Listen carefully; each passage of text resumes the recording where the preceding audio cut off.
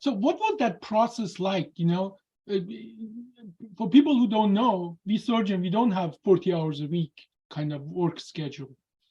So you have to do your clinical work, everything else, and on the side, Oh, you meet with yeah. people. So tell me about that process. You talk to Bishop, you guys come with this idea and so on, but you still have to have the tools. That Yeah. process. Tell me about that. How did that Well, that's happen? the fun part, right? Yeah. If you see, enjoy development, that's the that is fun what part. you are, who you are, because for you that is fun. So I guess Randy and myself are very similar in our ability to think about what tool do I need to reach around this corner and over that blind spot.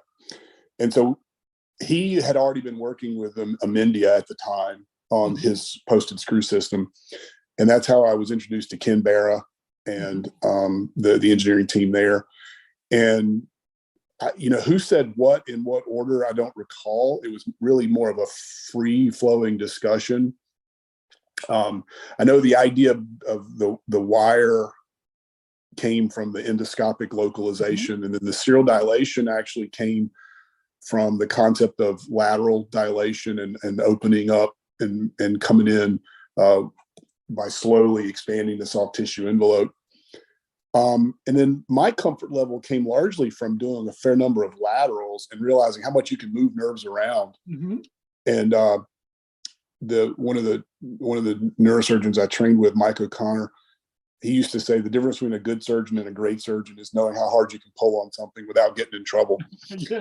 And the truth of that is, what we realize is, as long as you do it gently and not for a tremendous amount of time, you can move the nerves around safely. And so all of those kind of synergize together at the same time with this idea of let's build an implant that not only is a structural member, it's also a tool. Yeah. Now, from my conversation with Ken Barra and some previous, you and your group, very small group, you're talking about the less than a handful of people. You guys get together, you come with the concept, but the tool for that, they don't exist really. You guys put the tools together, engineers build that, but you know how engineers build things. They work best in a lab, on a sawdust model, but then in the environment of the OR, there's tremendous amount of the innovation that you have to do to make that work. And then you go back, you ask them to change it so it works better. How long did that process take from the idea until you had a set of instrument to do your first case? I think we had,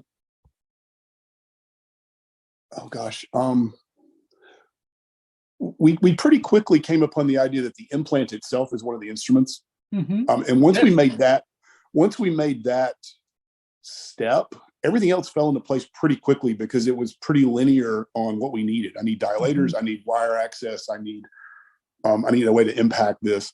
And then I did, Hamid, I think I probably did about 10 O-lifts. When did you do your first O-lift? It would have been early 2009 when we did the first approach. And what I did, honestly, was big incision, open everything up, right? Take the retractors out, put the guide wire in, like we would under all trans can be. So midline exposure, all the anatomy's exposed. Oh, I see. Then take the retractors out, let everything come back.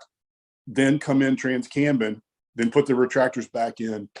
And that's where the pictures that were in that first talk, that's where those came from. And I did that probably 10 times with Randy scrubbing in. And we showed that this is what we're seeing.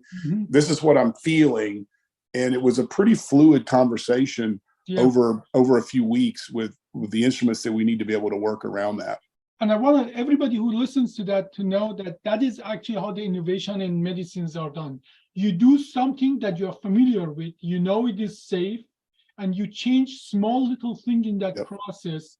So, and you know all your ways of backing up from that. You know all the things that can go wrong, and you are in control of the situation. But once you are familiar, once you know that those steps are working, then you get rid of all the unnecessary steps, and then move to the next step. So you are just describing, and whereas engineer, they can just break down everything and build it from scratch.